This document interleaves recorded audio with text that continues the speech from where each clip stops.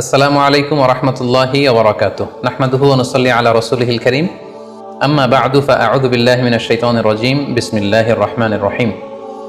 প্রিয় দিনী ভাই এবং বোনেরা, আজকে আমরা স্বপ্ন নিয়ে কথা বলবো।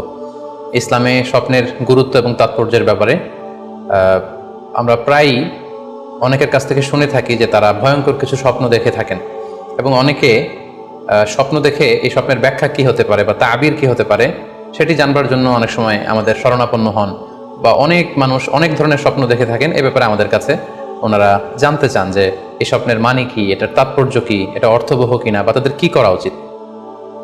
তো সেজন্য আজকে আমরা এই স্বপ্ন নিয়ে the significance of dream in Islam এই ব্যাপারে বিস্তর আলোচনা করবার চেষ্টা করবো। আমার তৌফিক ইল্লা বিল্লাহ।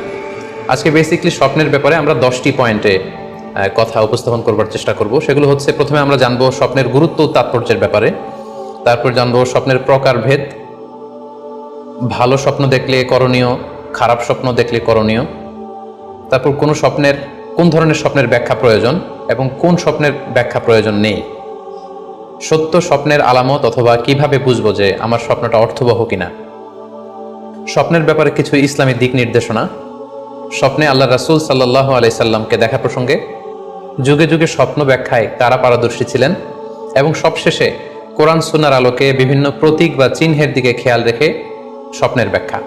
এই 10টি পয়েন্টে আজকে আমরা স্বপ্ন নিয়ে আলোচনা করার চেষ্টা করবো ইনশাআল্লাহ। আমরা সাধারণত অনেকে মনে করে থাকি যে স্বপ্ন হচ্ছে নিছক একটি স্বপ্ন বা এটা কল্পনাপ্রসূত বিষয়। মুমিনের জীবনে বা বিশ্বাসীর জীবনে স্বপ্ন শুধু নিছক স্বপ্ন নয়, বরং এটা মুমিন জীবনে অনেক অর্থবহ এবং তাৎপর্যপূর্ণ। মুমিন জীবনে এটা একটা ভালো স্বপ্ন হতে পারে আল্লাহ তাআলার পক্ষ থেকে কোনো ধরনের সুসংবাদ কিংবা দিক নির্দেশনা, কিংবা হতে পারে বান্দার প্রতি সতর্কবাণী। একচোখা বস্তুবাদীরা বলে থাকে আমরা যখন ঘুমাই তখন মস্তিষ্ক আমাদের স্মৃতিগুলো নিয়ে নাড়াচাড়া করে, আমাদের স্মৃতিগুলোকে পুনর্বিন্যাস করে, আর সেটাই আমাদের কাছে স্বপ্ন হিসেবে ধরা দেয়।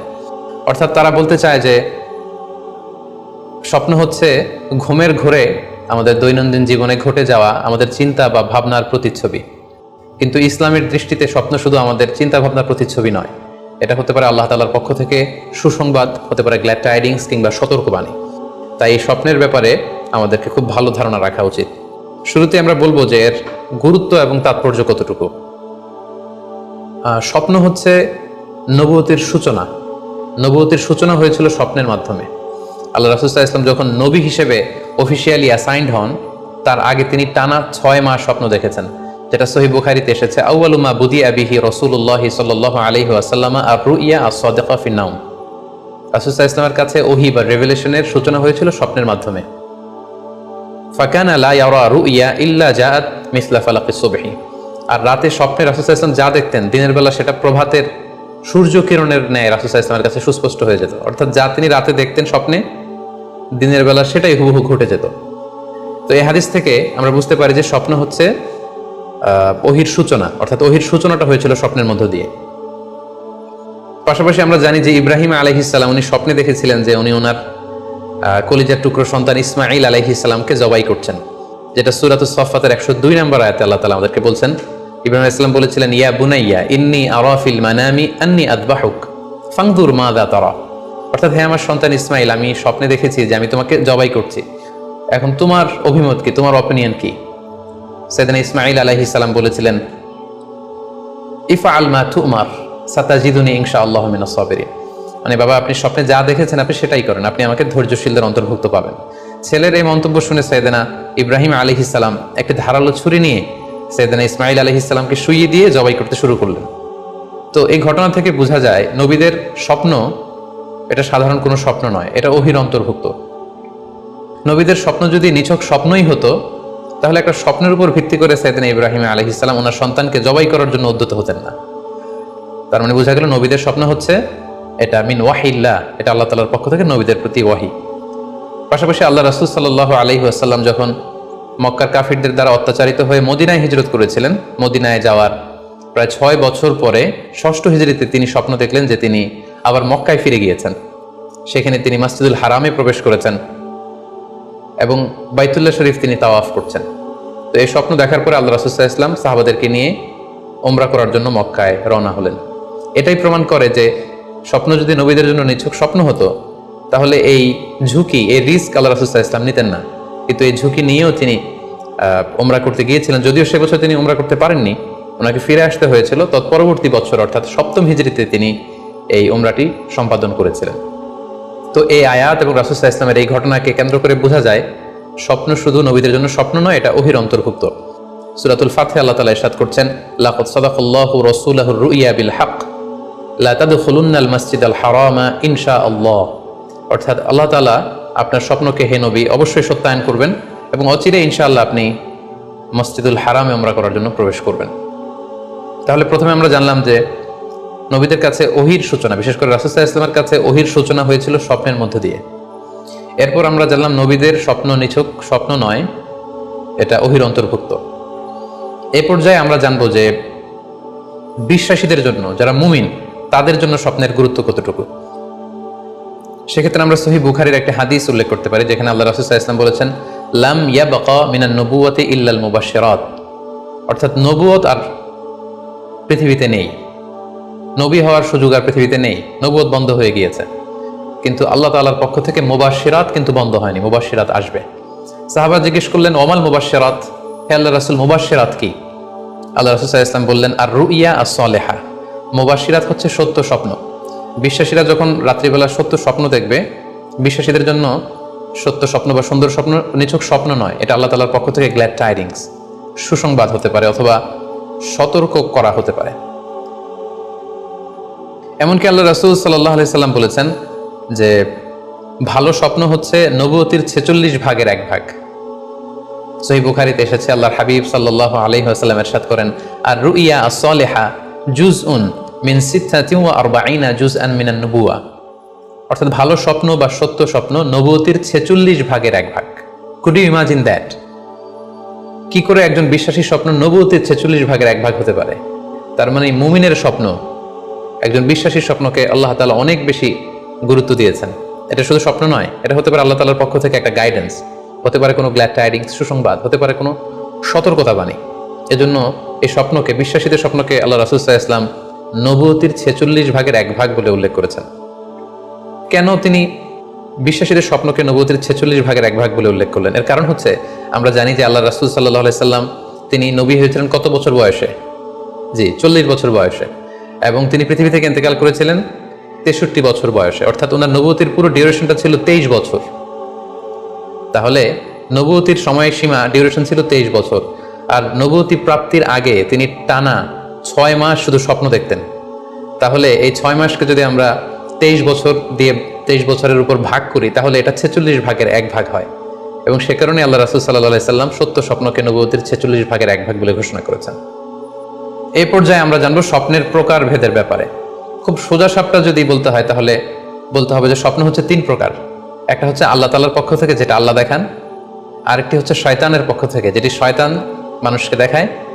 আরেকটি হচ্ছে নিজের পক্ষ থেকে, অর্থাৎ সারাদিন আপনি যেটা নিয়ে কনসার্ন, সারাদিন আপনি আপনার চিন্তা ভাবনার মধ্যে যেই জিনিসটাকে স্থান দেন, সেটাই আপনি রাত্রিবেলা দেখেন।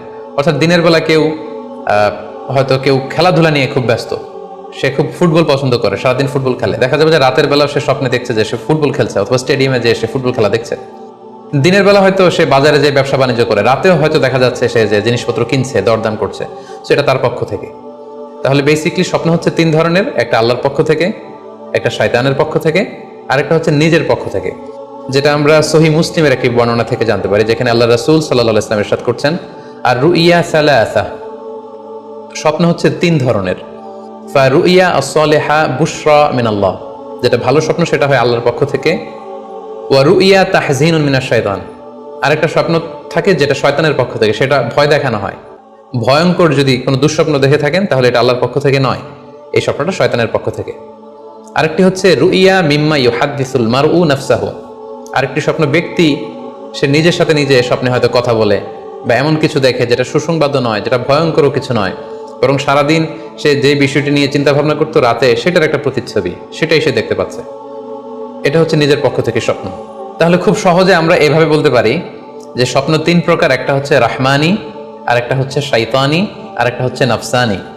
রিপিট, আমি আবার বলছি, স্বপ্নের প্রথম প্রকার হচ্ছে রাহমানি, দ্বিতীয় প্রকার হচ্ছে শাইতানি, তৃতীয় প্রকার হচ্ছে নাফসানি। যেটা রাহমানি সেটা রহমানের পক্ষ থেকে, আল্লাহ দেখান। আর যেটা শয়তানি সেটা শয়তানের পক্ষ থেকে, শয়তান ভীতিকর পরিবেশ তৈরি করার জন্য বা ভয় দেখানোর জন্য যেটা দেখায়। আরেকটা হচ্ছে নাফসানি, যেটাকে বলা হয় আবগাস ও আহলাম, যেটার কোনো মিনিং হয় না, অর্থাৎ নিজের পক্ষ থেকে নিজের চিন্তা ভাবনার প্রতিচ্ছবি। তাহলে শুরুতে আমরা জানবার চেষ্টা করব যে রাহমানি, যেটাকে আরবিতে বলা হচ্ছে রুইয়া বা রুইয়া সাদেকা বা সালেহা, সেটা কি, এবং সেটা যদি আমরা দেখি সেক্ষেত্রে আমাদের করণীয় কি। এক্ষেত্রে আমরা সহিহ বুখারীর একটি হাদিসকে উল্লেখ করতে পারি, যেখানে আল্লাহ রাসূল সাল্লাল্লাহু আলাইহি ওয়াসাল্লাম ইরশাদ করেছেন, ইযা রাআ আহাদুকুম রুইয়া ইউহিব্বুহা, তোমাদের কেউ যদি কোনো স্বপ্ন দেখে যে স্বপ্নটা সে পছন্দ করে, মানে স্বপ্নটা দেখে he feels good or she feels good, তার ভালো লাগছে, তাহলে বুঝতে হবে ফা ইন্নামা হিয়া মিনাল্লাহ, এই স্বপ্নটা আল্লাহর পক্ষ থেকে, এটা সাধারণ স্বপ্ন নয়, এটা খুবই অর্থবহ স্বপ্ন। তখন সে কি করবে? ফালিয়াহমাদিল্লাহ আলাইহা, সে তখন এই সুন্দর স্বপ্ন দেখার কারণে আল্লাহ শুকরিয়া করবে, ওয়াল ইউহাদ্দিস বিহা, এবং চাইলে সে এই স্বপ্নের কথা মানুষের কাছে বর্ণনা করতে পারে বা শেয়ার করতে পারে। তাহলে সহিহ বুখারীর এই হাদিসের ভাষ্য অনুযায়ী আমরা যেটা বুঝলাম, আমরা যদি ভালো কোনো স্বপ্ন দেখি তাহলে 3টি কাজ করা যেতে পারে। প্রথমত আল্লাহর প্রশংসা করা, যেহেতু আমি ভালো একটি স্বপ্ন দেখেছি, আল্লাহ শুকরিয়া বা প্রশংসা আমরা করতে পারি। দ্বিতীয়ত চাইলে সুসংবাদ হিসেবে এই স্বপ্নটা আমি কারোর সাথে শেয়ার করতে পারি। আর 3 নাম্বার হচ্ছে এমন ব্যক্তিকে আমি শেয়ার করব যে আমাকে ভালোবাসে বা যে আমার শুভাকাঙ্ক্ষী, তা না হলে আমি হিংসার শিকার হতে পারি। কারণ আন-নি'মাতু মাহসুদা, যে কোনো ধরনের নেয়ামতই, আপনি যদি আল্লাহর কোনো বিশেষ মার্সি, ব্লেসিংস বা নেয়ামত পেয়ে ধন্য হন, এটা সবার ভালো নাও লাগতে পারে, এটা সবার অন্তরে সহ্য নাও হতে পারে, ফলে আপনি হিংসার শিকার হতে পারেন। সো ভালো স্বপ্ন দেখলে আপনি চাইলে কারোর কাছে শেয়ার করতে পারেন, সেক্ষেত্রে সে যদি আপনার শুভাকাঙ্ক্ষী হয় বা আপনাকে পছন্দ করে, আপনাকে ভালোবাসে, এরকম কাছের কারোর সাথে আপনি শেয়ার করতে পারেন।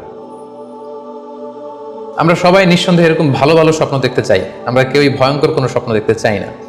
আমরা নিঃসন্দেহে এমন স্বপ্ন দেখতে চাই রাতের বেলায়, যেই স্বপ্নে আল্লাহ তাআলার পক্ষ থেকে আমাদের জন্য দিক নির্দেশনা থাকবে, অথবা কোনো সুসংবাদ থাকবে, কিংবা থাকবে আগাম কোনো সতর্কতা বাণী। এ জাতীয় ভালো স্বপ্ন যদি আমরা দেখতে চাই তাহলে আমাদের কি করা উচিত? সেক্ষেত্রে সর্বপ্রথম আমাদের যেটা করতে হবে, আমাদেরকে সত্যবাদী হতে হবে। সাধারণত সত্যবাদীদের স্বপ্ন সত্য হয়ে থাকে। যেখানেই সত্য সেখানেই যেন আমার অবস্থান হয়, আমি যেন সবসময় সত্যের পক্ষে থাকি। 2 নম্বর হচ্ছে আকলুল হালাল, আমাকে হালাল খেতে হবে। যারা হালাল খায় তাদের স্বপ্ন সাধারণত সত্য হয় এবং অর্থবহ স্বপ্ন হয়। পাশাপাশি আল্লাহ তাআলার দেয়া যে আদেশ নিষেধ, সেগুলো আমাকে মেনে চলতে হবে। 4 নম্বরে রাত্রিবেলা আমি যখন ঘুমাবো, আমাকে অজু করে ঘুমাতে হবে। ওয়ায়ানামু আলা তাহারা, পবিত্রতার সাথে যদি কেউ ঘুমায় তাহলে অজু করে ঘুমালে রাতে সে যে স্বপ্ন দেখবে সাধারণত সেই স্বপ্নটি সত্য হয়। যদি সম্ভব হয় ক্যাবলামুখী হয়ে শোয়া, ক্যাবলামুখী হয়ে আমরা শুতে পারি। এই বিষয়গুলো যদি আমরা এনশিওর করতে পারি, অর্থাৎ সত্যবাদী হওয়া, হালাল খাবার খাওয়া, আল্লাহর দেয়া বিধিনিষেধ সবসময় মেনে চলবার চেষ্টা করা, রাত্রিবেলা অজু অবস্থায় ঘুমানোর অভ্যেস করা, পাশাপাশি ক্যাবলামুখী হয়ে শোয়ার চেষ্টা করা, এই বিষয়গুলো যদি আমরা মেনটেন করার চেষ্টা করি তাহলে আমরা যে স্বপ্নগুলো দেখব সেগুলো সত্য স্বপ্ন হবে বলে আমরা আশা করি। প্রিয় সুধী, এবারে আমরা জানবো স্বপ্নের দ্বিতীয় প্রকারের ব্যাপারে, অর্থাৎ যেটাকে আরবিতে বলা হচ্ছে হল, বা আমরা বলেছি শয়তানি, যেটা শয়তানের পক্ষ থেকে আসে। সেক্ষেত্রে শয়তান এটা সাধারণত মানুষকে ভয় দেখানোর জন্য, ঘুমের মধ্যে তার কোনো অকল্যাণ করার জন্য যে স্বপ্নটা দেখায়, এটা হচ্ছে শয়তানি। সেক্ষেত্রে সহিহ মুসলিমের একটি হাদিসের কথা আমরা এখানে উল্লেখ করতে পারি। সেখানে আল্লাহ রাসূল সাল্লাল্লাহু আলাইহি ওয়াসাল্লাম বলেছেন, আর রুইয়া মিনাল্লাহ, ভালো স্বপ্ন হচ্ছে আল্লাহর পক্ষ থেকে, ওয়াল হুলমু মিনাশ শাইতান, আর খারাপ স্বপ্ন হচ্ছে শয়তানের পক্ষ থেকে। এখন কেউ যদি আমরা এই ভয়ঙ্কর স্বপ্ন রাতে দেখে ফেলি, যেটাকে আমরা নাইটমেয়ার বলি বা হরর ড্রিম বলি, ভয়ঙ্কর স্বপ্ন বা দুঃস্বপ্ন, যেটা দেখে আমরা খুব হাঁপিয়ে উঠি, আমাদের শ্বাস প্রশ্বাসের গতিবিধি বেড়ে যায়, আমরা খুব ভয় পাই, প্রচন্ড ভয়ে আমরা আটকে উঠি এবং ঘুম ভেঙে যায় আমাদের, এরকম ভয়ঙ্কর স্বপ্ন যদি আমরা দেখি, তখন আমরা কি করব? এ ব্যাপারে কি ইসলামের কোনো দিক নির্দেশনা আছে? হ্যাঁ, অবশ্যই দিক নির্দেশনা আছে। সেক্ষেত্রে আমরা সহিহ মুসলিমের একটি হাদিস উল্লেখ করতে পারি এখানে, যেখানে আল্লাহ রাসূল সাল্লাল্লাহু আলাইহি ওয়াসাল্লাম বলেছেন, ইযা রাআ আহাদুকুম আর রুইয়া ইয়াকরাহুহা, তোমাদের কেউ যদি রাতে এমন কোনো স্বপ্ন দেখে যেটা সে অপছন্দ করে, মানে ভয়ঙ্কর, ভীতিকর দুঃস্বপ্ন যদি সে দেখে, তাহলে ফাল ইয়াবসুক আন ইয়াসারিহি সালাসান, সে যেন তার বাম দিকে 3 বার থুতু ফেলে। ওয়াল ইস্তাঈদ বিল্লাহি মিনাশ শাইতানি সালাসান, আর সে যেন শয়তানের ব্যাপারে আল্লাহ তাআলার কাছে 3 বার পানাহ চায় বা আশ্রয় প্রার্থনা করে। ওয়াল ইয়াতাহাওয়াল আন জামবিহি আল্লাযী কানা আলাই, আর যে পাশে হয়ে সে শুয়েছিল সে পাশ চেঞ্জ করে অন্য পাশ হয়ে যেন সে ঘুমায়। সুবহানাল্লাহি বিহামদি, কত চমৎকার দিক নির্দেশনা। এবং সুনানে ইবনু মাজায় আরো একটি সহিহ হাদিস আমরা এখানে উল্লেখ করতে পারি, যেখানে আল্লাহ রাসূল সাল্লাল্লাহু আলাইহি ওয়াসাল্লাম বলেছেন, ইযা রাআ আহাদুকুম রুইয়া ইয়াকরাহুহা, কেউ যদি রাতে খারাপ বা ভয়ঙ্কর কোনো স্বপ্ন দেখে, ফালিয়াতাহাওয়াল, সে যেন তার বিছানা চেঞ্জ করে নেয়, জায়গা চেঞ্জ করে নেয়, অর্থাৎ সে যে বিছানায় শুয়েছিল সেখানে না, সে অন্য কোথাও শোবে। অথবা যেই টার্নে শুয়েছিল অন্য টার্নে চলে যাবে, ডানে হলে বায়ে, বায়ে হলে ডানে। ওয়ালিয়াতফুল আন ইয়াসারিহি সালাসান, এবং তার বাম দিকে যেন সে 3 বার থুতু ফেলে। ওয়ালিয়াসআলিল্লাহ মিন খায়রিহা ওয়ালিয়াতাআওয়াজ মিন শাররিহা, এবং সেজন্য এই স্বপ্নের ভালো দিকটা আল্লাহ তাআলার কাছে কামনা করে, এবং এই স্বপ্নের মন্দ বা অকল্যাণকর দিক থেকে যেন সে আল্লাহ তাআলার কাছে পানাহা চায়। সম্মানিত সুধী মণ্ডলী, এই হাদিস দুটির আলোকে আমরা বুঝতে পারি যে কেউ যদি হরর ড্রিম বা নাইটমেয়ার, যেটাকে আমরা দুঃস্বপ্ন বা ভয়ঙ্কর স্বপ্ন বলছি, এই ধরনের স্বপ্ন অনেকেই দেখে থাকে এবং আমাদের কাছে প্রায়ই বলে যে সে দুঃস্বপ্ন দেখে রাতের বেলা, ভয়ে সে ভটকে যায়, আতকে ওঠে, ঘুম ভেঙে যায়। এ জাতীয় দুঃস্বপ্ন যদি আপনারা কেউ দেখেন, সেক্ষেত্রে এই হাদিসের আলোকে আমরা বলতে পারি যে আপনি 6টি কাজ করবেন। 1 নম্বর হচ্ছে আপনি বাম দিকে 3 বার থুতু ফেলবেন। 2 নম্বর হচ্ছে 3 বার আপনি তাআউজ করবেন, অর্থাৎ আপনি পড়তে পারেন আউযু বিল্লাহি মিনাশ শাইতানির রাজিম, অর্থাৎ হে আল্লাহ, আমি বিতাড়িত শয়তানের ব্যাপারে আপনার কাছে পানাহ চাচ্ছি। অথবা আপনি পড়তে পারেন আউযু বিল্লাহি মিন শাররিহা, হে আল্লাহ, আমি এই শয়তানের অকল্যাণকর বা যে এভিল সাইড আছে, খারাপ দিক আছে, এই ব্যাপারে আমি আপনার কাছে পানাহ চাচ্ছি। 3 বার আপনি এটা পড়বেন। 3 নম্বরে আপনি যদি আপনার ঘুমকে আবারও কন্টিনিউ করতে চান, তাহলে বা দিকে থেকে যদি স্বপ্ন দেখেন, তাহলে আপনি ডান দিকে টার্ন করবেন। আপনি ডান কাতে ঘুমাচ্ছিলেন, এরকম যদি হয় তাহলে বাম দিকে আপনি সরে যাবেন, অথবা যেখানে শুয়েছিলেন ওই জায়গাটা চেঞ্জ করে অন্য কোথাও শোবেন। 4 নাম্বার হচ্ছে আপনি যদি ঘুম আর কন্টিনিউ করতে না চান, তাহলে আপনি অজু করে ফেলবেন। তাৎক্ষণিক আপনি আপনার ঘুম যদি আপনি কন্টিনিউ করতে না চান, অজু করে ফেলবেন এবং 2 রাকাত সালাত আদায় করবেন। 5 নাম্বার হচ্ছে এই স্বপ্ন আপনি কারোর সাথে শেয়ার করবেন না। এ ব্যাপারে আমরা সামনে বিস্তারিত বলছি। ভয়ঙ্কর স্বপ্ন দেখলে সাধারণত কারোর সাথে শেয়ার করবেন না। যদি শেয়ার করতে হয় তাহলে প্রলিফিক স্কলার, ভালো আলেম, যার এলেম আছে, যার আমল আছে, এরকম লোক, কিংবা আপনার ওয়েল উইশার যারা আছে, আপনার শুভাকাঙ্ক্ষী, এরকম কারোর সাথে শেয়ার করতে পারেন। 6 নাম্বার, যদি সুযোগ হয় আপনি কিছু চ্যারিটি করে দিতে পারেন, দান করে দিতে পারেন, কারণ সাদাকাতু তারুদ্দুল বালা, দান করলে, চ্যারিটি করলে এটা মানুষের বিপদ বা বালা মুসিবতকে দূর করে দেয়।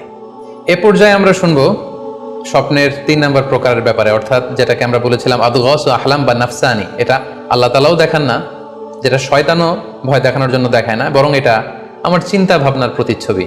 এটা সাধারণত অর্থহীন স্বপ্ন আমরা বলে থাকি, এটার কোনো অর্থ হয় না, বা আমার কল্পনা প্রসূত স্বপ্ন। সারাদিন আমি যেটা নিয়ে ভাবি, যেটা নিয়ে আমি কনসার্ন বা টেন্সড, ওইটাই আমি রাতের বেলায় দেখছি। এ জাতীয় স্বপ্ন যদি আমরা দেখি, তাহলে এই স্বপ্নের কোনো অর্থ নেই, এটাতে কোনো দিক নির্দেশনা নেই, এটা সাধারণত অর্থহীন এবং কল্পনাপ্রসূত স্বপ্ন হয়ে থাকে। এই স্বপ্নের কোনো ব্যাখ্যা হয় না। সম্মানিত সুধী, এ পর্যায়ে আমরা জানবো যে কোন স্বপ্নের ব্যাখ্যার প্রয়োজন হয় এবং কোন স্বপ্নের কোনো ব্যাখ্যার প্রয়োজন হয় না। সাধারণত ব্যাখ্যা প্রয়োজন হয় কি হয় না, এদিক থেকে স্বপ্ন 2 ধরনের। এক হচ্ছে সরিহ, মানে ডিরেক্ট ড্রিম, যেটা সুস্পষ্ট, অর্থাৎ রাতে আপনি যা স্বপ্নে দেখেছেন দিনের বেলা সেটাই ঘটতে দেখেছেন। আপনি রাতে স্বপ্ন দেখলেন আপনার কোনো একজন কাছের লোক মারা গিয়েছে, এরপরের দিন আপনি শুনলেন আসলেই সেই ব্যক্তি মারা গিয়েছে। অথবা রাতের বেলা আপনি কোনো একটা ঘটনা দেখলেন, তারপরের দিন সেই ঘটনাটাই আপনি ঘটতে দেখলেন। এটাকে বলা হয় ডিরেক্ট ড্রিম, মানে সুস্পষ্ট এবং সরিহ, একেবারে স্পষ্ট স্বপ্ন। এটার কোনো ব্যাখ্যার প্রয়োজন হয় না, কারণ আপনি যা দেখেছেন সেটাই ঘটেছে। আরেকটা প্রকার হচ্ছে গয়রু সরিহ, মানে যেটা স্পষ্ট নয়, ইনডিরেক্ট ড্রিম, যেটা অস্পষ্ট। এটা হচ্ছে সিম্বলিক বা আইকনিক ড্রিম।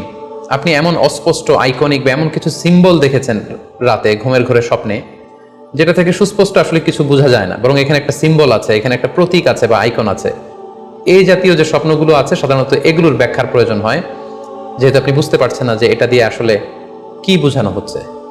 সম্মানিত সুধী, এ পর্যায়ে আমরা জানার চেষ্টা করব যে সত্য স্বপ্নের আলামত কি কি, অর্থাৎ কিভাবে বুঝবো যে আমি যে স্বপ্নটা দেখেছি এই স্বপ্নটা সত্য কিনা বা অর্থবহ কিনা। অনেকে আমাদের কাছে জানতে চায় যে আমি এই স্বপ্নটা দেখেছি, এটা কি সত্য স্বপ্ন, এটা কি অর্থবহ স্বপ্ন, বা এটা কি আল্লাহর পক্ষ থেকে কোনো গাইডেন্সমূলক বা দিক নির্দেশনা বা সুসংবাদমূলক স্বপ্ন। কিভাবে আমরা বুঝতে পারি?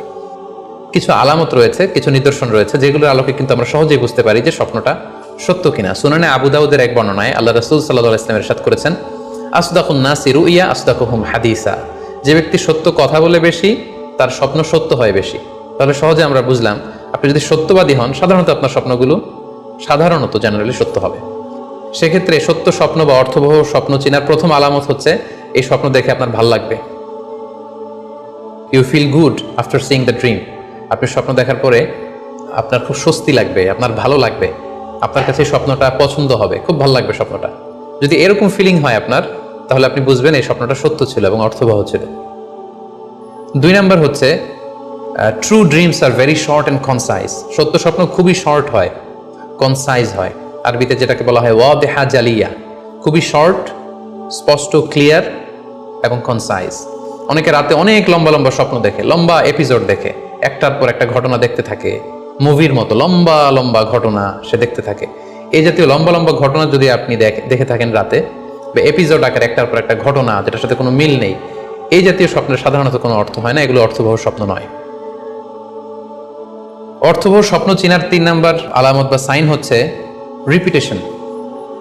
অর্থাৎ একই স্বপ্ন যদি আপনি বারবার দেখেন তাহলে বুঝতে হবে এটা অর্থবহ স্বপ্ন, এবং এটার মাধ্যমে আল্লাহ তাআলা আপনাকে কোনো দিক নির্দেশনা বা গাইডেন্স দিতে যাচ্ছেন।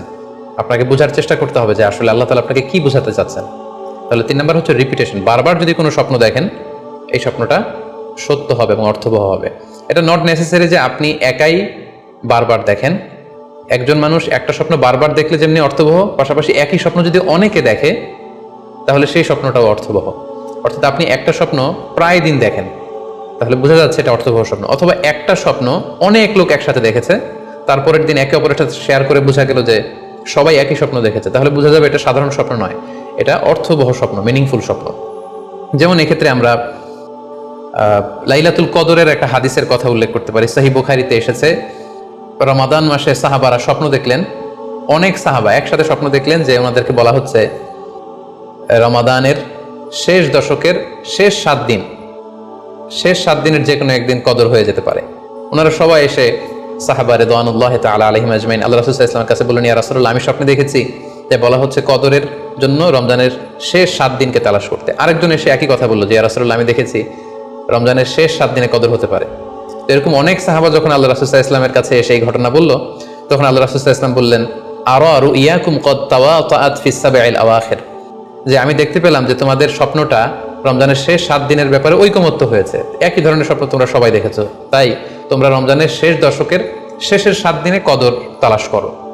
রমজানের শেষ দশকের শেষ 7 দিনে কদর হয়ে যাওয়ার সম্ভাবনা বেশি। সেই বুখারীর এই হাদিসের আলোকে কিন্তু আমরা বুঝতে পারলাম যে একটি স্বপ্ন, একই ধরনের ঘটনা যদি অনেকে দেখে তাহলে এটা অর্থবহ। পাশাপাশি এক্ষেত্রে আমরা আজানের হাদিসটি উল্লেখ করতে পারি। আমরা এখন নামাজের আগে যে আজান দেয়া হয়, শুরুর দিকে কিন্তু সাহাবাদের আজানের পদ্ধতি জানা ছিল না। তখন সাহাবারা আল্লাহ রাসূল সাল্লাল্লাহু আলাইহি ওয়াসাল্লামের সাথে কনসাল্ট করছিলেন যে কিভাবে আজান দেওয়া যায়, অর্থাৎ কিভাবে ঘোষণা দেওয়া যায় সালাতের জন্য। একজন সাহাবা বলল, আমরা আগুন জ্বালিয়ে দিব, আগুনের ধোঁয়া দেখে মদিনার সবাই বুঝবে যে এখন সালাতের সময়, তো সবাই চলে আসবে।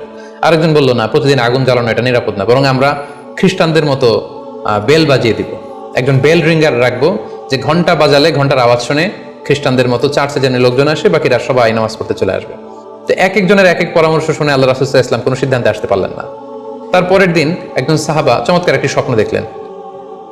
তিনি স্বপ্নে দেখলেন, ওনার নাম হচ্ছে আব্দুল্লাহ ইবনে যায়েদ ইবনে আব্দ রাব্বি। উনি স্বপ্নে দেখলেন যে একজন লোক, খুব সম্ভবত ফেরেশতা হবেন, তার গায়ে 2টা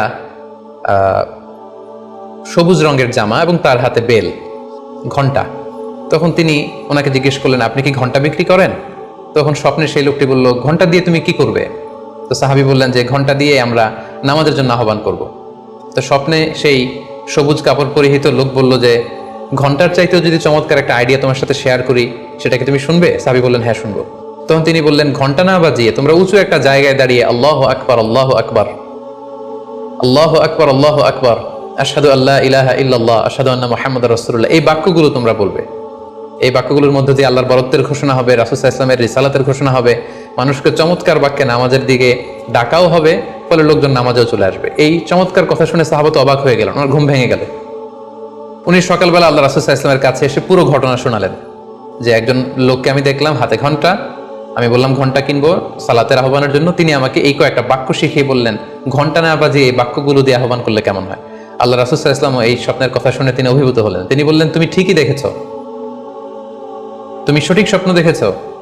যেহেতু বেলালের কণ্ঠ খুব দরাজ, বেলালকে ডাকো, আমাদের ঘন্টাও বাজানোর দরকার নেই, আগুন জ্বালানোর দরকার নেই, বেলালকে বাক্যগুলো মুখস্থ করিয়ে দাও। বেলাল মসজিদে নববীর পাশে দাঁড়িয়ে আওয়াজ করে এই আজান দিবে, এই ঘোষণা দিবে। এই আজান শুরু হলো। বেলাল রাদিয়াল্লাহু তাআলা আনহু একটা উঁচু জায়গায় দাঁড়িয়ে আল্লাহু আকবার, আল্লাহু আকবার বলে তিনি আজান দিতে শুরু করলেন।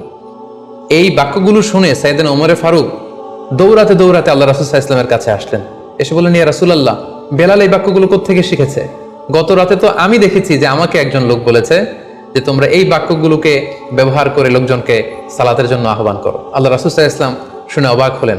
অর্থাৎ ওই সাহাবী ঠিক যেমন স্বপ্ন দেখেছেন ইসলামের দ্বিতীয় খলিফা সাইয়েদনা ওমর ফারুক রাদিয়াল্লাহু তাআলা আনহু উনিও একই স্বপ্ন দেখেছেন। তার মানে একই স্বপ্ন যদি একাধিক লোকজন দেখে থাকে সেটা যেমনি অর্থবহ, আবার আপনি একাও যদি একই স্বপ্ন বারবার দেখেন সেটাও অর্থবহ। আমরা আজান যে কিভাবে ইন্ট্রোডিউস হলো মুসলিম কমিউনিটির মধ্যে, এই হাদিসের আলোকে বুঝতে পারি যে কোনো স্বপ্ন আপনি বারবার দেখলে বা অনেকে একই স্বপ্ন দেখলে সেই স্বপ্নটা অর্থবহ হবে।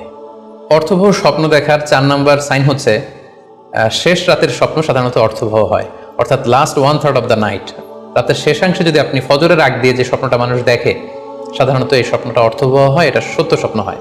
কারণ এই টাইমে আল্লাহ তাআলা প্রথম আকাশে নেমে আসেন বা মনোনিবেশ করেন এবং ডাকতে থাকেন, কার রিজিকের দরকার আমি রিজিক দেব, কার অর্থের দরকার আমি অর্থ এর ব্যবস্থা করে দেব, কার কি দরকার আমার কাছে চাও, অসুস্থরা আমি তাদেরকে সুস্থ করে দেবো। সো ওই টাইমে আল্লাহ তাআলার বিশেষ একটা রহমত পৃথিবীতে নেমে আসে, ফলে শেষ রাতের স্বপ্ন সাধারণত অর্থবহ স্বপ্ন হয়। পাশাপাশি হাদিসে এসেছে যে কিয়ামতের আগ দিয়ে মুমিনরা যে স্বপ্নগুলো দেখবে এই স্বপ্নগুলো সাধারণত অর্থবহ হবে। অর্থাৎ কিয়ামতের একেবারে আগ মুহূর্তে যখন মুসলমানরা খুব স্ট্রাগল করবে, মুসলমানরা যখন খুব বিপদে থাকবে, তখন মুসলমানদের যে স্বপ্নগুলো তারা রাতের বেলা দেখবে এগুলো মিথ্যা হবে না, বেশিরভাগ স্বপ্নই সত্য হবে, অর্থবহ হবে। যেটা আমরা সহিহ বুখারীর একটা হাদিস থেকে জানতে পারি, যেখানে আল্লাহ রাসূল সাল্লাল্লাহু আলাইহি ওয়াসাল্লাম ইরশাদ করেছেন, ইযাকতারাবা যামানু লাম তাকাদ রুইয়াল মুমিনি তাকযিব, অর্থাৎ কিয়ামতের সময় যত ঘনিয়ে আসবে, কাছাকাছি আসবে, মুমিন বা বিশ্বাসীদের স্বপ্ন ঠিক তত সঠিক হতে থাকবে। মুমিনদের তখনকার স্বপ্ন বেশিরভাগই সত্য হবে, সেটা মিথ্যা হবে না। তাহলে এই হাদিস থেকে আমরা জানলাম কিয়ামতের আগ দিয়ে মুমিনরা যে স্বপ্নগুলো দেখবে এগুলো সত্য হবে, অর্থবহ হবে। এ পর্যায়ে আমরা জানবার চেষ্টা করব যে স্বপ্নের ব্যাপারে কিছু ইসলামিক দিক নির্দেশনা রয়েছে। আমরা যদি এই দিক নির্দেশনাগুলো, গাইডেন্সগুলো মেনে চলি তাহলে স্বপ্ন নিয়ে আমাদের খুব একটা কনফিউশনে থাকতে হবে না। সেক্ষেত্রে প্রথম গাইডলাইন হচ্ছে অপ্রয়োজনে স্বপ্ন অন্যের সাথে শেয়ার না করা। Do not mention the dream for interpretation except a prolific scholar or any well wisher to you. কেউ যদি খুব বড় আলেম হয়ে থাকেন, শায়েখ হয়ে থাকেন, তার এলম আছে, আমল আছে, এরকম কারো কাছে শেয়ার করতে পারেন।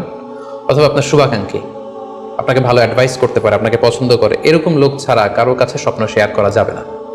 সুনানে তিরমিজিতে স্বপ্ন অন্যের সাথে শেয়ার না করার ব্যাপারে একটা হাদিস এসছে, যেখানে আল্লাহ রাসূল সাল্লাল্লাহু আলাইহি সাল্লাম বলেছেন, লা ইয়াকুসুহা ইল্লা আলা ওয়াদ্দিন, অর্থাৎ যে তোমাকে পছন্দ করে এমন কারো কাছে ছাড়া স্বপ্ন শেয়ার করবে না।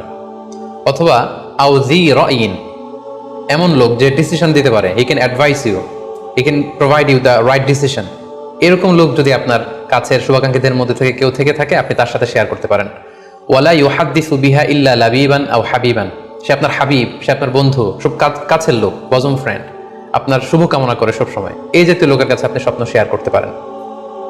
অনেক বর্ণনায় এসেছে ওয়ালা ইয়াকুসুর রুইয়া ইল্লা আলা আলিমিন আও নাসিহ, স্বপ্ন শেয়ার করতে হলে ভালো আলেমের কাছে শেয়ার করো, অথবা নাসিহ, যে তোমাকে ভালো অ্যাডভাইস করতে পারবে, উপদেশ দিতে পারবে, এরকম কারো কাছে শেয়ার করো, অন্য কারো কাছে নয়। সুনানে তিরমিজিতে এ ব্যাপারে একটি বাব রচনা করা হয়েছে, যে বাবু লা তাকুসু রুইয়া ইল্লা আলা আলিম আও নাসিহ, আলেম বা শুভাকাঙ্ক্ষী নসিহতকারী ছাড়া কারো কাছে স্বপ্ন শেয়ার করা যাবে না। এর কারণ হচ্ছে আমরা আগেই বলেছি যে আপনি স্বপ্নে যদি ভালো কিছু দেখে থাকেন, এটা এমন কারো কাছে যদি শেয়ার করেন যে আপনাকে পছন্দ করে না, তাহলে আপনি হিংসার শিকার হতে পারেন। সেক্ষেত্রে আমরা সূরা ইউসুফের 5 নম্বর আয়াতের কথা খেয়াল করতে পারি, যেখানে ইউসুফ আলাইহিস সালাম বলেছিলেন যে ইয ক্বালা ইউসুফু লিআবিহি ইয়া আবাতি ইন্নী রাআইতু আহাদা আশারা কাওকাবান ওয়াশ শামসা ওয়াল কমারা রাআইতুহুম লি সাজিদিন ক্বালা ইয়া বুনাইয়া লা তাকসুস রুইয়াকা আলা ইখওয়াতিকা ফায়াকিদু লাকা কাইদা। ছোট্ট ইউসুফ আলাইহিস সালাম তিনি স্বপ্নে দেখলেন যে চন্দ্র, সূর্য এবং আকাশের 11টা তারা সবকিছু ওনার সম্মানে সিজদায় লুটিয়ে পড়েছে। তো ইয়াকুব আলাইহিস সালাম ওনার ছেলেকে বললেন যে বাবা ইউসুফ, খবরদার, সাবধান, এই স্বপ্নের কথা তুমি তোমার ভাইদেরকে বলতে যেও না। যদি তুমি তোমার ভাইদের সাথে এই চমৎকার স্বপ্নের কথা শেয়ার করো তাহলে ফায়াকিদু লাকা কাইদা, তারা তোমাকে নিয়ে হিংসা করবে, ষড়যন্ত্র করবে। তাহলে আমরা বুঝলাম যে যার তার কাছে চাইলে আমরা স্বপ্ন শেয়ার করতে পারবো না, বরং এক্ষেত্রে বুঝে শুনে সাবধানে শেয়ার করতে হবে। এক্ষেত্রে মুস্তাদরাকে হাকিমে একটি চমৎকার হাদিস উল্লেখ হয়েছে, সেটি হচ্ছে কেন যে কারো কাছে স্বপ্ন শেয়ার করা যাবে না, করলে সমস্যা কি। সেক্ষেত্রে বলা হয়েছে যে ফাইন্না রুইয়া তাকাউ আলা মা তুআব্বার, অর্থাৎ স্বপ্নের ব্যাখ্যা তেমনই হয়ে থাকে যেমন এটার ব্যাখ্যা করা হয়। এই ব্যাপারটি কিন্তু সাধারণ কোনো কথা নয়। আপনি একজনের কাছে যার কোনো জ্ঞান নেই স্বপ্নের ব্যাপারে, হুট করে তার কাছে স্বপ্নের ব্যাখ্যা জানতে চাইলেন, আর তিনিও হুট করে এমন একটা ব্যাখ্যা করে দিল, ফলে দেখা যাবে উনি যেটা ব্যাখ্যা করেছেন সেটাই ঘটবে আপনার জীবনে। সো স্বপ্নের কথা যে কারো কাছে বলতে নেই। ফাইন্না রুইয়া তাকাউ আলা মা তুআব্বার, কেননা স্বপ্নের ব্যাখ্যা তেমন হয়ে থাকে যেমন এটার ব্যাখ্যা করা হয়। সো ব্যাখ্যা যদি কেউ করতে চান, আপনি ভালো ব্যাখ্যা করবেন, জেনে শুনে বুঝে তার শুভাকাঙ্ক্ষী হয়ে সুন্দর ব্যাখ্যা করবেন, কেননা খারাপ কোনো ব্যাখ্যা করে দিলে সেই ব্যাখ্যাই হয়ে যেতে পারে। স্বপ্নের কথা কেন যে কোনো মানুষের কাছে শেয়ার করতে নেই, তার কারণ হিসেবে আমরা সুনানে দারমির একটি হাদিসকে এখানে উল্লেখ করতে পারি, যে হাদিসটিকে ইবনু হাজার আল আসকালানি উনি ওনার ফাথুল বারিতে হাসান বলে উল্লেখ করেছেন। আল্লাহ রাসূল সাল্লাল্লাহু আলাইহি ওয়াসাল্লামের কাছে মদিনাতে প্রায় একজন নারী এসে স্বপ্নের ব্যাখ্যা জানতে চাইতেন। সে নারী বলতেন যে ইয়া রাসূলুল্লাহ, আমি প্রায় স্বপ্নে দেখি যে আমার ঘরের একটি পিলার ভেঙে গিয়েছে এবং আমি অন্ধ সন্তান প্রসব করেছি। এই নারীর স্বামী ছিল ব্যবসায়ী এবং সারা বছর ব্যবসার কারণে বিভিন্ন জায়গায় তিনি ঘুরে বেড়াতেন এবং যখন ফিরে আসতেন যাওয়ার সময় তিনি স্ত্রীকে প্রেগনেন্ট অবস্থায় রেখে যেতেন, অর্থাৎ গর্ভবতী, আর এই বাচ্চাকে পেটে নিয়ে এই নারী সবসময় এই স্বপ্ন দেখতে থাকতেন। তো রাসূল সাল্লাল্লাহু আলাইহি ওয়াসাল্লাম স্বপ্নের ব্যাখ্যা বললেন, তুমি চিন্তা করো না, তোমার স্বামী সহি সালামতে ফিরে আসবে এবং তুমি সুন্দর সন্তান প্রসব করবে, ভালো সন্তান। এভাবেই চলছিল, যতবার তার স্বামী ফিরে আসে, সুস্থভাবে ফিরে আসে এবং সে সুন্দর সন্তান জন্ম দিচ্ছিল। হঠাৎ একবার সে নারী আল্লাহ রাসূল সাল্লাল্লাহু আলাইহি ওয়াসাল্লামের বাসায় এসে দেখলেন যে আল্লাহ রাসূল সাল্লাল্লাহু আলাইহি ওয়াসাল্লাম ঘরে নেই।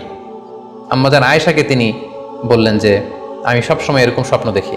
তখন আম্মাজান আয়েশা বললেন, তাহলে এই স্বপ্নের ব্যাখ্যা জানার জন্য তুমি রাসূল সাল্লাল্লাহু আলাইহি ওয়াসাল্লামের কাছে আসো, তুমি কি স্বপ্ন দেখো?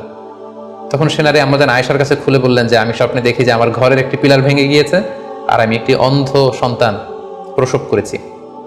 একথা শুনে আম্মাজান আয়েশা রাদিয়াল্লাহু তাআলা আনহা অবাক হয়ে গেলেন। তিনি বললেন, তাই নাকি? তোমার স্বপ্ন যদি সত্য হয় তাহলে ঠিকই তোমার স্বামী মারা যাবে এবং তুমি একজন ফাজের পাপাচারী সন্তান প্রসব করবে। ঠিকই দেখা গিয়েছিল তার পরের বছর তার স্বামী যখন আসলো, জীবিত আসতে পারেনি, তার স্বামী ইন্তেকাল করেছিল এবং এই নারী যে সন্তান প্রসব করেছিল সেটি ছিল একটি পাপাচারী সন্তান। এই ঘটনা আল্লাহ রাসূল সাল্লাল্লাহু আলাইহি ওয়াসাল্লাম শুনে আমাদের আয়েশাকে বললেন, আয়েশা তুমি এটা ঠিক করোনি, তুমি যদি কখনো কারো স্বপ্নের ব্যাখ্যা করো তুমি ভালো ব্যাখ্যাটা করবে, কখনো মন্দ দিক থেকে ব্যাখ্যা করবে না, হয় চুপ থাকবে, ব্যাখ্যাই করতে যাবে না, আর যদি স্বপ্নের ইন্টারপ্রিটেশন তুমি করতে চাও তাহলে ভালো ব্যাখ্যাটা করবে। সম্মানিত শুধু এজন্য যে কারো কাছে আমরা চাইলেই স্বপ্নের কথা জানাতে পারি না, বরং সে যদি আপনার শুভাকাঙ্ক্ষী হয়, সে যদি স্বপ্ন ব্যাখ্যায় পারদর্শী হয়, সে যদি ভালো আলেম হয়, তাহলে তার কাছে আপনি স্বপ্নের ব্যাখ্যা জানতে চাইতে পারেন। এক্ষেত্রে আমরা ইমাম মুহাম্মদ ইবনে সিরিনের আরও একটি চমৎকার ঘটনার কথা উল্লেখ করতে পারি। মুহাম্মদ ইবনে সিরিন উনি ছাত্রদেরকে নিয়ে একবার তালিম দিচ্ছিলেন। এ সময় হঠাৎ এক নারী এসে বললেন যে আমি স্বপ্নের ব্যাখ্যা জানতে চাই, মুহাম্মদ ইবনে সিরিন কোথায়? ছাত্ররা বলল উনি একটু বাইরে গিয়েছেন, আপনি স্বপ্নে কি দেখেছেন? মহিলাটি বলল যে আমি স্বপ্নে দেখেছি আমার ছেলে সাগর থেকে শুধু পানি পান করছে। হঠাৎ সেই মজলিস থেকে এক ছাত্র বলল, তাই নাকি? আপনি যদি এই স্বপ্ন দেখে থাকেন তাহলে আপনার বাচ্চাটা মারা যাবে। ইমাম মুহাম্মদ ইবনে সিরিন পরবর্তীতে যখন আসলেন, এসে ছাত্রদের কাছে যখন জানতে পারলেন, তখন তিনি বললেন যে তুমি কেন এই স্বপ্নের ব্যাখ্যা করেছো? কারণ সাগরের লোনা পানি এটা যে সবসময় অযোগ্য, পানের অযোগ্য ব্যাপারটা এমনটা নয়, সাগরের ভেতরে তো মণিমুক্তাও আছে। বরং আমি হলে ব্যাখ্যা করতাম যে তোমার ছেলে সাগর থেকে পানি খাচ্ছে, তোমার ছেলে অনেক বড় আলেম হবে। কিছুদিন পরে আরেক লোক এসে মুহাম্মদ ইবনে সিরিনের কাছে জানতে চাইলেন যে আমি স্বপ্নে দেখছি যে আমার ছেলে সাগর থেকে শুধু পানি নিয়ে খাচ্ছে। তিনি বললেন আশা করা যায় তোমার ছেলে অনেক বড় আলেম হবে। ঠিকই দেখা গেল কিছুদিন পরে যেই মহিলাটি স্বপ্নের ব্যাখ্যা জানতে এসেছিলেন তার ছেলেটি মারা গিয়েছে, আর যেই লোক মুহাম্মদ ইবনে সিরিনের কাছে স্বপ্নের সুন্দর ব্যাখ্যা নিয়ে গেলেন তার ছেলে ওই সময়ের অনেক বড় আলেম হয়েছিল। এই জন্য সম্মানিত শুধু যে কারো কাছে স্বপ্নের ব্যাখ্যা জানতে চাইতে নেই, আর স্বপ্নের ব্যাখ্যা যদি করতে হয় ভালো ব্যাখ্যা করতে হবে, তা না হলে চুপ থাকতে হবে। স্বপ্নের ক্ষেত্রে ইসলামের যে দিক নির্দেশনা, সেক্ষেত্রে আরও একটি দিক নির্দেশনা হচ্ছে স্বপ্ন কখনো শরীয়তের দলিল হতে পারে না। কেবলমাত্র নবীদের স্বপ্নই হচ্ছে ওহী, কিন্তু আমরা যারা সাধারণ মুসলমান আমাদের স্বপ্ন কখনো শরীয়তের দলিল হতে পারে না। এটা আপনার জন্য কোনো একটা বিশেষ ধরনের অনুধাবন হতে পারে, আপনার বিশেষ ফিলিংস হতে পারে, আপনার একার জন্য কোনো ধরনের গাইডেন্স হতে পারে আল্লাহর পক্ষ থেকে, কিন্তু এটাকে শরীয়তের দলিল বলে চালিয়ে দেওয়া যাবে না। আমরা প্রায় শুনি অমুক পীর সাহেব একটা স্বপ্ন দেখেছেন এবং তার মুরিদেরা এই স্বপ্নের আলোকে বিভিন্ন কাজ করতে শুরু করেছেন, এটাকে শরীয়তের অংশ মনে করে। খুব রিসেন্টলি করোনা ভাইরাস আউটব্রেকের টাইমে মামুন মারুফ নামে এক ছেলের স্বপ্নের কথা আমরা শুনেছিলাম যে ইটালিতে সে স্বপ্ন দেখেছে করোনা ভাইরাসের সাথে কথা বলেছে। আসলে এই জাতীয় স্বপ্ন কখনো শরীয়তের কোনো সোর্স বা এভিডেন্স হতে পারে না। খুব রিসেন্টলি বুয়েট থেকে পাশ করা মুশতাক মোহাম্মদ আরমান নামে একজন লোকের কথা আমরা শুনেছি যে তিনি দাবি করেছেন তিনি ইমাম মাহাদি, এবং তিনি দাবি করেছেন যে স্বপ্নে তাকে আল্লাহ তাআলা ইমাম মাহাদি বলে পরিচয় করিয়ে দিয়েছে, ফলে লোকজন এসে তার হাতে বায়াত হচ্ছে। অথবা অনেকে দাবি করে থাকেন যে স্বপ্নে তিনি ফকিরি পেয়েছেন, স্বপ্নে এটা হয়েছে সেটা হয়েছে। এরকম কোনো ধরনের স্বপ্নই কিন্তু শরীয়তের অংশ, শরীয়তের দলিল বা এভিডেন্স হতে পারে না। এ পর্যায়ে আমরা জানবার চেষ্টা করব যে স্বপ্নে রাসূলুল্লাহ সাল্লাল্লাহু আলাইহি ওয়াসাল্লামকে দেখা প্রসঙ্গে অনেকে স্বপ্নে আল্লাহ রাসূল সাল্লাল্লাহু আলাইহি ইসলামকে দেখেন এবং আসলে রাসূল সাল্লাল্লাহু আলাইহি ইসলামকে স্বপ্নে দেখেন কিনা এ ব্যাপারে তাদের মধ্যে অনেক প্রশ্ন থেকে থাকে। এক্ষেত্রে আমরা সহিহ বুখারীর একটি চমৎকার হাদিস উল্লেখ করতে পারি, যেখানে আল্লাহ রাসূল সাল্লাল্লাহু আলাইহি ইসলাম ইরশাদ করেছেন, মান রাআনি ফিল মানামি ফাকাদ রাআনি। যে আমাকে স্বপ্নে দেখলো, আল্লাহ রাসূল সাল্লাল্লাহু আলাইহি ইসলাম নিজে বলছেন যে আমাকে স্বপ্নে দেখলো সে আসলেই আমাকেই দেখলো। কারণ ফা ইন্না শাইতানা লা ইয়াতামাসসালু ফি সূরাতি, শয়তান কখনো আমার আকৃতি, আমার শেপ ধারণ করতে পারে না। অর্থাৎ আপনি যদি রাসূল সাল্লাল্লাহু আলাইহি ইসলামকে স্বপ্নে দেখেন তাহলে আপনি রাসূল সাল্লাল্লাহু আলাইহি ইসলামকেই দেখেছেন, আপনি শয়তানকে দেখেননি। কারণ শয়তান কখনো রাসূল সাল্লাল্লাহু আলাইহি ইসলামের আকৃতি ধারণ করতে পারে না। তাহলে এই হাদিসের আলোকে আমরা বুঝলাম শয়তান কখনো আল্লাহ রাসূল সাল্লাল্লাহু আলাইহি ইসলামের আকৃতি বা শেপ ধারণ করতে পারে না।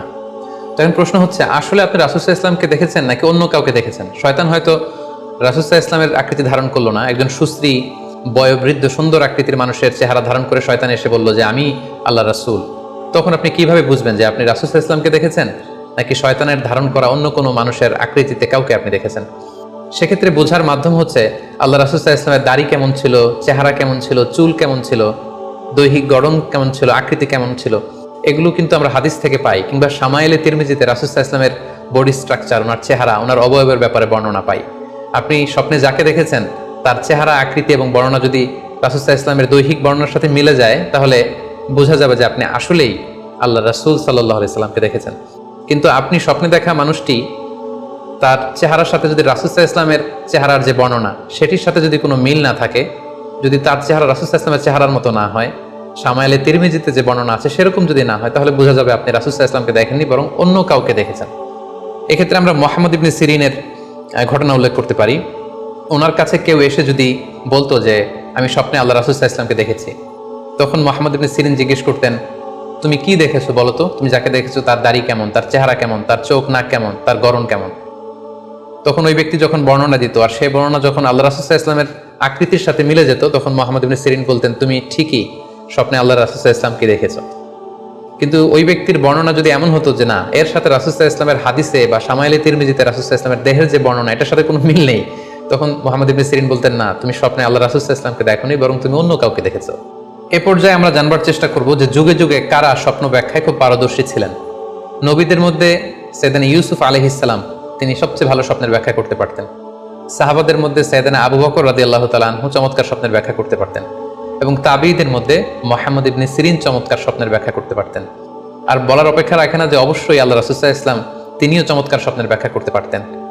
সহিহ মুসলিমে, সুনানে আবু দাউদে একটা হাদিস এসেছে যে আল্লাহ রাসূল সাল্লাল্লাহু আলাইহি ইসলাম ফজরের সালাতের পরে তাসবিহ শেষে সাহাবাদের কাছে জানতে চাইতেন যে গতকাল রাতে কে কি স্বপ্ন দেখেছো আমার কাছে বলো, আমি সেই স্বপ্নের ইন্টারপ্রিটেশন তোমাদেরকে জানাবো।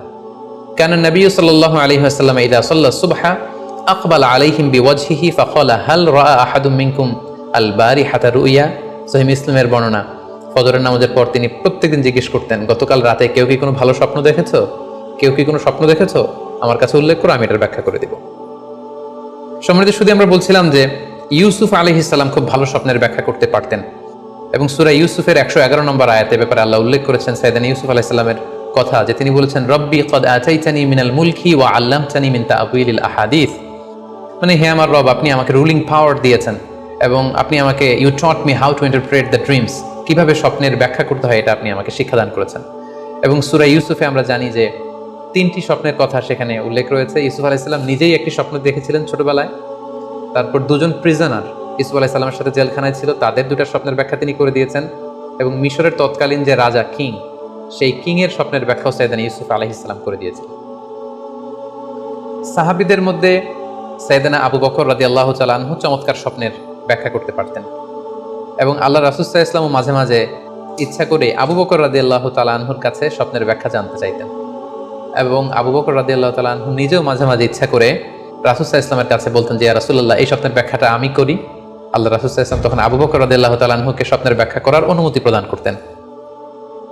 এক্ষেত্রে আমরা আল খাসাইসুল কুবরা, জালালউদ্দিন সুয়ুতির লেখা, সেখানকার একটি বর্ণনার কথা উল্লেখ করতে পারি, যেখানে আল্লাহ রাসূল সাল্লাল্লাহু আলাইহি সাল্লাম আবু বকর রাদিয়াল্লাহু তাআলা আনহুর কাছে একটি স্বপ্নের উল্লেখ করলেন। বললেন, আবু বকর, আমি গত রাতে স্বপ্নে দেখেছি যে তুমি আর আমি 2জন মিলে দৌড় প্রতিযোগিতা করছি, এবং দেখলাম যে আমি তোমার 2.5 গজ সামনে, তুমি আমার 2.5 গজ পেছনে, অর্থাৎ আমি এই দৌড় প্রতিযোগিতায় বিজয় লাভ করেছি এবং তুমি আমার 2.5 হাত পেছনে। এর ব্যাখ্যা কি হতে পারে?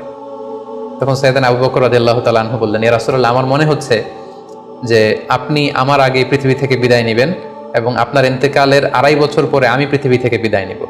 অর্থাৎ আপনি আমার 2.5 বছর আগে পৃথিবী ছাড়বেন আর আমি আপনার 2.5 বছর পরে পৃথিবী ছাড়ব।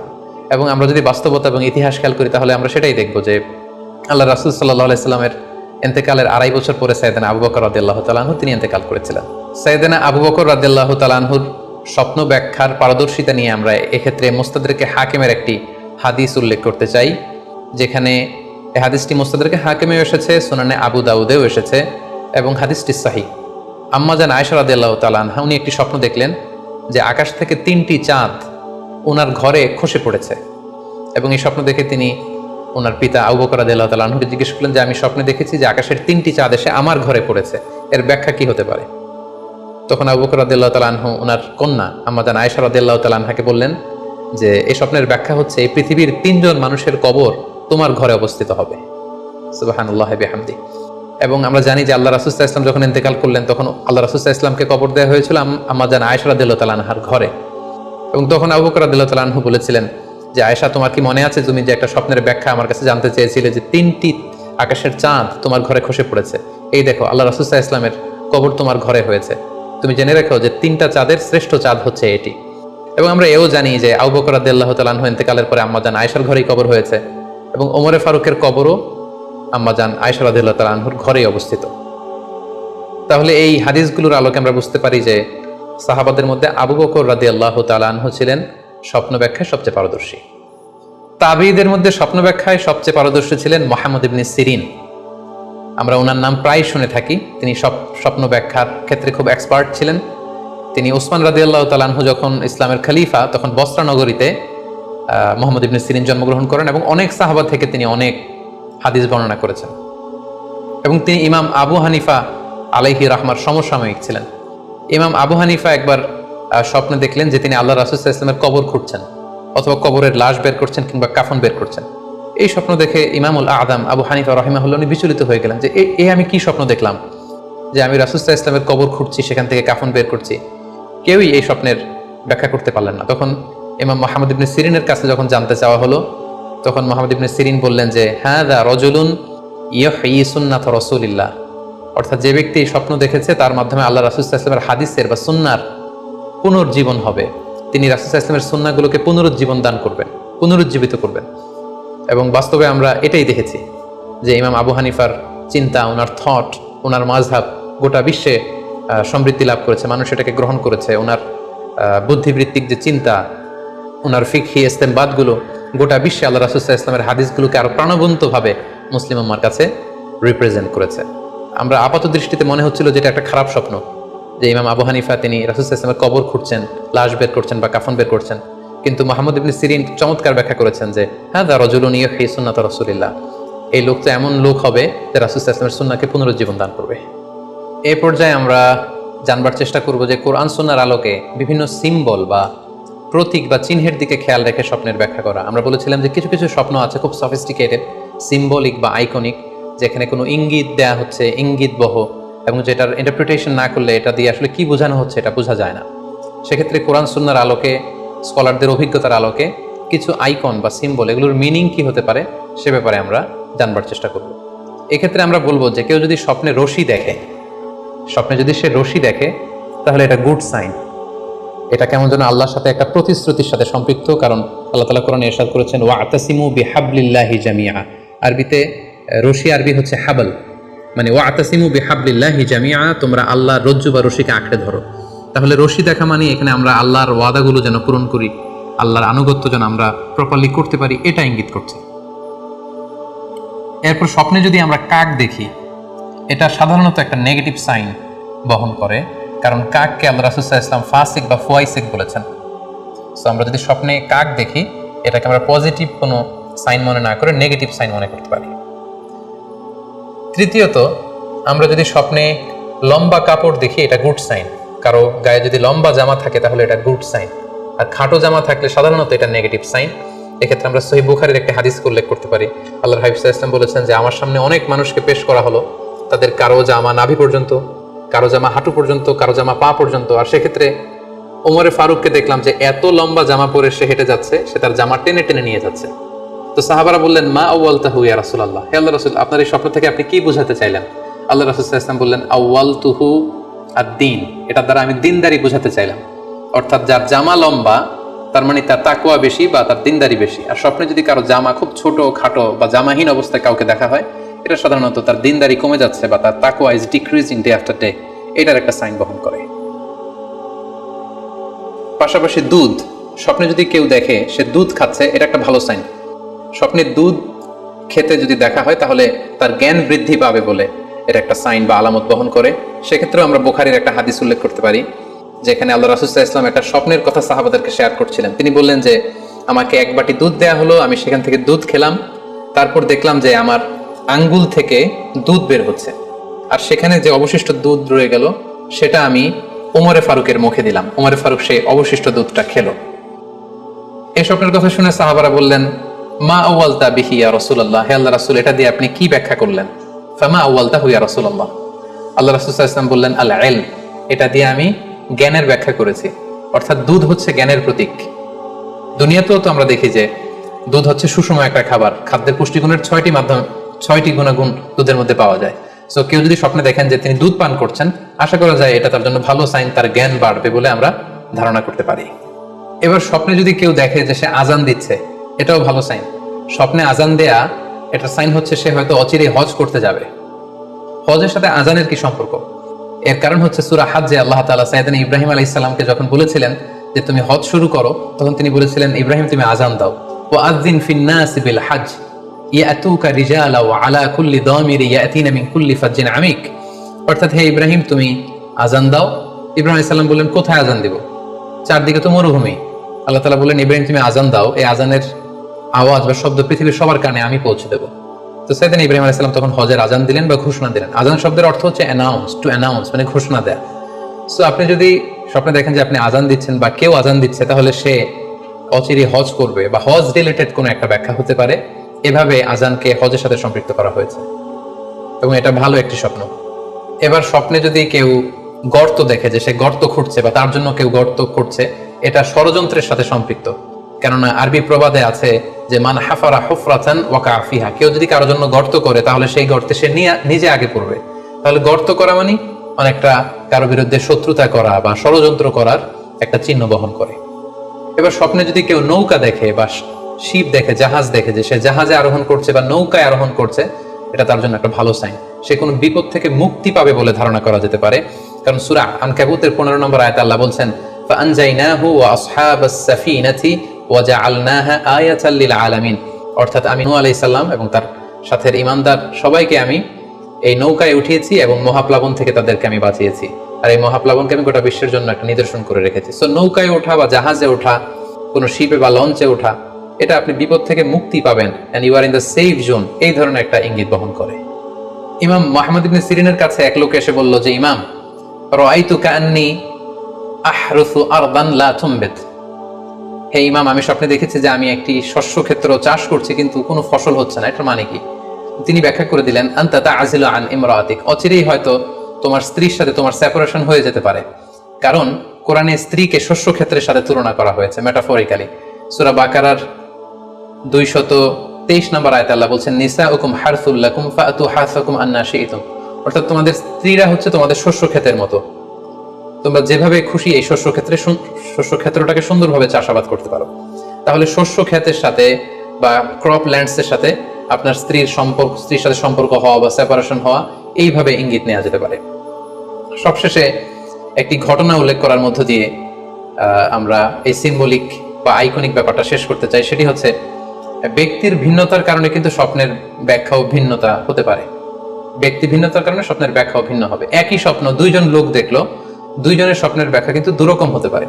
সেক্ষেত্রে আমরা মুহাম্মদ ইবনে সিরিনের একটা ঘটনা উল্লেখ করতে পারি। মুহাম্মদ ইবনে সিরিনের কাছে এক লোক এসে বলল যে, আমি স্বপ্নে দেখেছি আমি আজান দিচ্ছি, এটার ব্যাখ্যা কি? উনি বললেন, তুমি হজ করতে যাবে। তার কিছুদিন পরে আরেক লোক এসে একই স্বপ্ন দেখলো, তিনি বললেন যে, আমি স্বপ্নে দেখেছি যে আমি আজান দিচ্ছি। তো তিনি বললেন, চুরিতে তোমার হাত কাটা যাবে। তো ওনার ছাত্ররা দুইজন লোকের কাছে দুই ধরনের উত্তর দেওয়ার কারণে অবাক হয়ে জিজ্ঞেস করলেন যে, হে ইমাম, একই স্বপ্ন দুইজন দেখলো কিন্তু আপনি এক একজনকে এক এক উত্তর কেন দিলেন? তো তিনি বললেন যে, এই দুইজনকে আমি চিনি, এবং তাদের ব্যক্তিগত জীবন সম্পর্কে আমি জানি।